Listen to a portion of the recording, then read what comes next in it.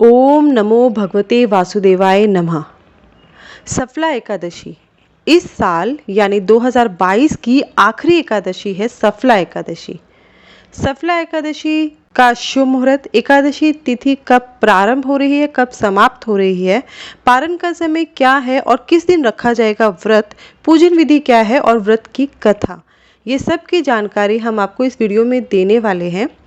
आपसे एक छोटी सी रिक्वेस्ट है, वीडियो पसंद आए तो वीडियो को लाइक ज़रूर करिएगा और चैनल को सब्सक्राइब करके नोटिफिकेशन बेल को ज़रूर प्रेस करिएगा ताकि हमारे आने वाली वीडियोस का नोटिफिकेशन समय पर आपको मिल सके।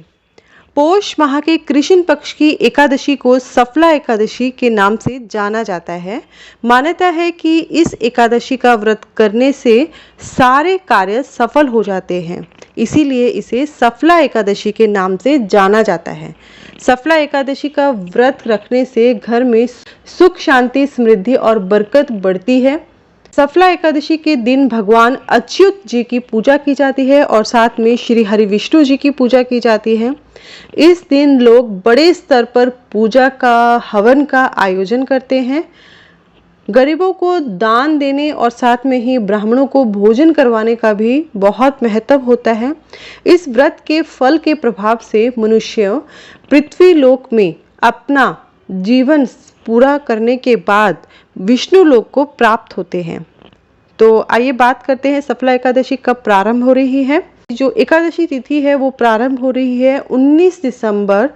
उस दिन है वार सोमवार, सुबह 3:32 पर और एकादशी तिथि समाप्त हो रही है 20 दिसंबर। उस दिन वार है मंगलवार और सुबह 2:32 पर। तो इस तिथि के हिसाब से सफला एकादशी का जो व्रत है वो 19 दिसंबर सोमवार के दिन रखा जाएगा। पारण के समय की बात करें तो 20 दिसंबर सुबह 8:05 से सुबह 9:18 तक है पारण का समय। इस समय आप अपना व्रत खोल सकते हैं। पूजन विधि की बात करते हैं तो प्रातःकाल जल्दी उठकर स्नान आदि कार्य से निवृत्त होकर सबसे पहले व्रत का संकल्प लें। उसके बाद भगवान अच्युत जी की और भगवान विष्णु जी की पूजा करें।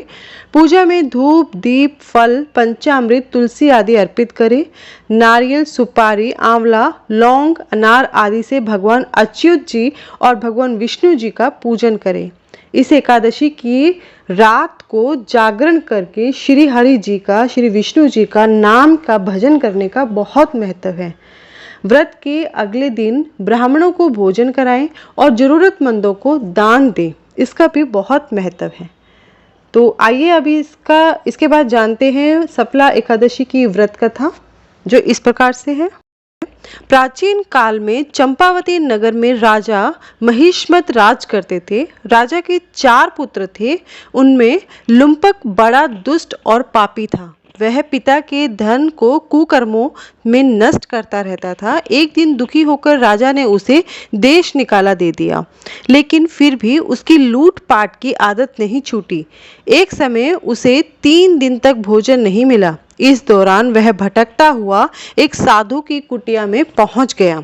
सौभाग्य से उस दिन सफला एकादशी थी। महात्मा ने उसका सत्कार किया, उसे भोजन दिया।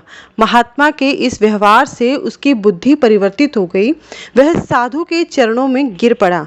साधु ने उसे अपना शिष्य बना लिया और धीरे धीरे लुम्पक का चरित्र निर्मल हो गया। वह महात्मा की आज्ञा से एकादशी का व्रत रखने लगा। जब वह बिल्कुल बदल गया तो महात्मा ने उसके सामने अपना असली रूप प्रकट किया। महात्मा के वेश में स्वयं उसके पिता सामने खड़े थे। इसके बाद लुम्पक ने राजकाज संभाल कर आदर्श प्रस्तुत किया और वह आजीवन सफला एकादशी का व्रत करने लगा। तो ये थी सफला एकादशी की व्रत कथा। ओम नमो भगवते वासुदेवाय नमः। धन्यवाद।